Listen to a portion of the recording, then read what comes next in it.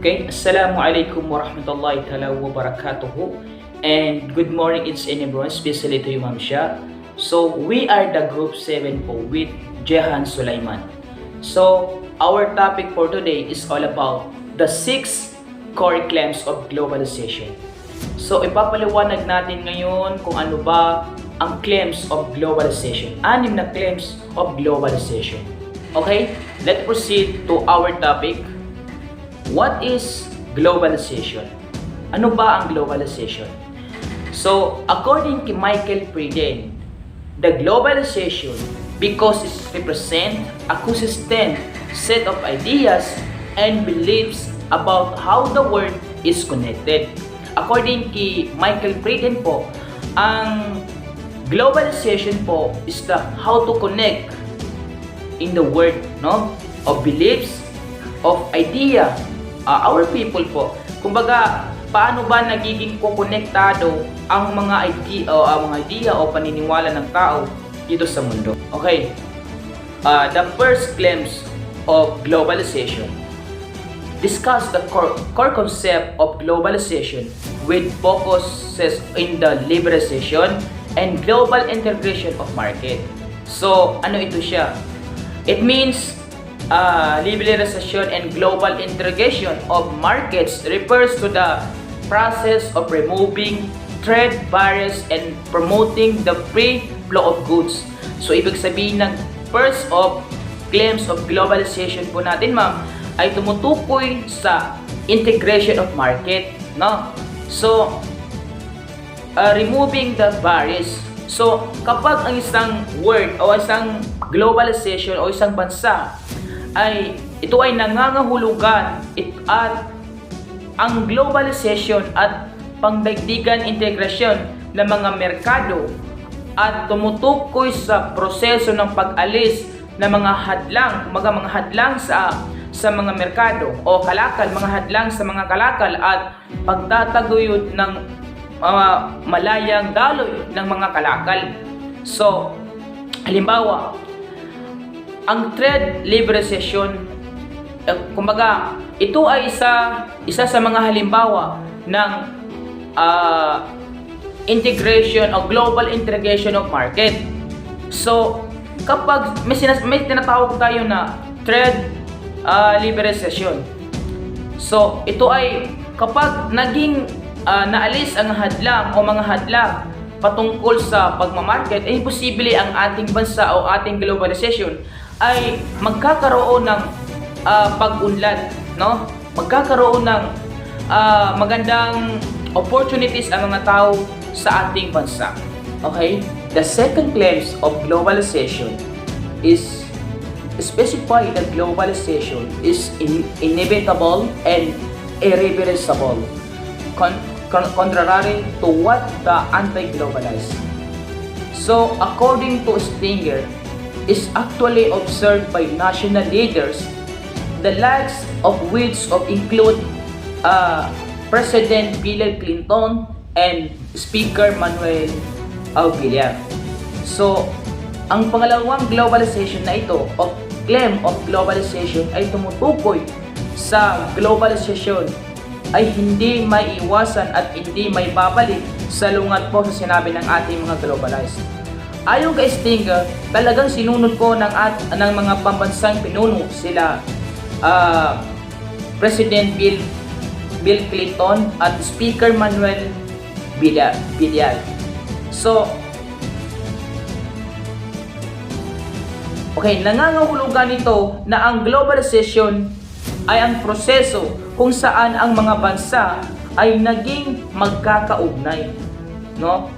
Naging magkakaugnay ang ating mga bansa at nagtutulungan sa palitan ng produkto. Siyempre naman po, kasi alimbawa, sa mga katulad ng mga dito sa Cotabato, may mga alimbawa, itong mga mall, itong mga Sauches. So, maraming mga branches ito, katulad ng mga Coca-Cola o any product po nang galing sa ibang bansa na dumarating dito sa Pilipinas, doon nagkakaroon ng pagtutulungan o nagtutulungan ng bawang bansa at nangangahulugan ng globalization ay ang mga bansa ay maging magkakaugnay po.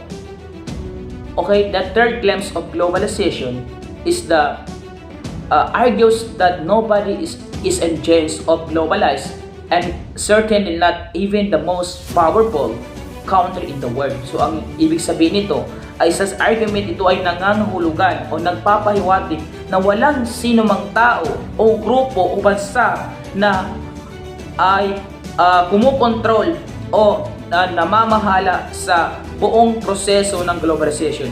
So, totoo naman po, kahit US, kahit anong bang bansa ay walang kakayahan na kontrolin o bigyan ng sustento ang bawat bansa sa anumang mga problema, no? So, katulad ng globalized financial crisis, noong 2008, nagkaroon ng mga malawakang krisis sa pandaigdigan sa buong bansa. At ito ay malaking epekto. At sa bawat bansa ay nagdudulot na ito ng krisis, nagdudulot ng pagbagsak ng ekonomiya, nagdudulot ng pagbaba ng mga produkto, nagdudulot ng pagpasok ng mga produkto sa any countries po. Okay. The fourth glimpse of globalization is the said globalization benefits everyone in the long run. So, totoo naman po. It means implementation in the process will be more economic activities to the developed and developing countries across the globe. Yes po, tama naman po. So, ang globalization po ay nakakabenepisyo sa paglago ng ating bansa tulad ng pagpasok ng manufacturing product o industry product o developing countries. Doon nagkakaroon ng developing countries sa pagpasok ng mga any product o any project po na paano maglago yung community o paano lumalaki yung countries o industry ng bansa. So, tulad ng pagpasok ng food processing industry, automotive industry, electronic manufacturing. So, any product po na makakapasok dito sa bansa ay doon nagkakaroon ng benepisyo po. Kasi katulad po ng mga nagtatrabaho sa ibang bansa, ay nakakabenepisyo sila sa kanilang mga pamilya. So, nakukuha nila yung mga pangangailangan nila. Diba? Okay? The fifth glimpse of globalization argues the embracing the process of the globalized will spread further the practice of democracy in the world. So, it means the globalization is the process of interaction and integration po between people, companies, and governments of different countries.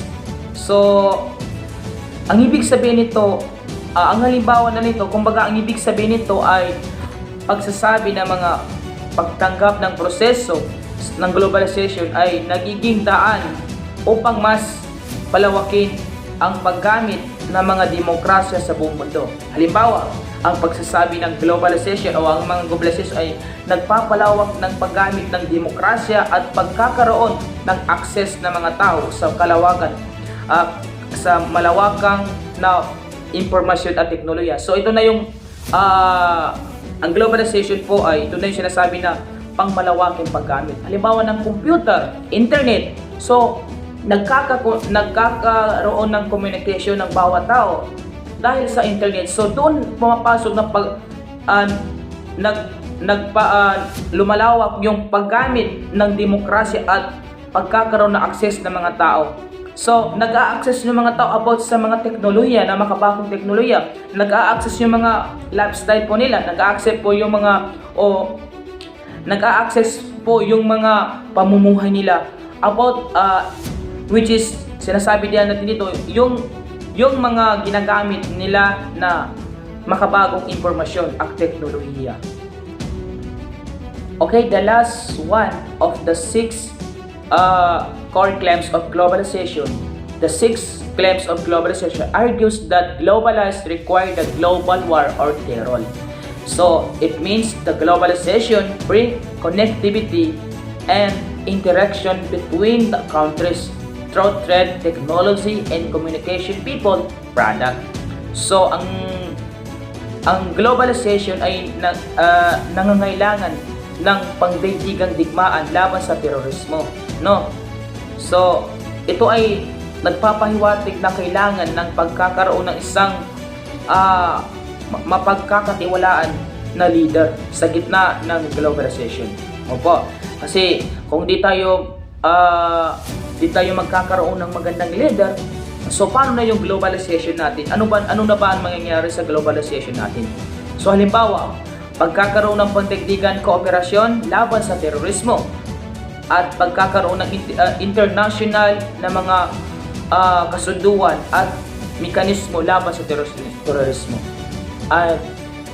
Okay, that's all. Thank you po, ma'am. Once again, my name is Mohamed Esquivel.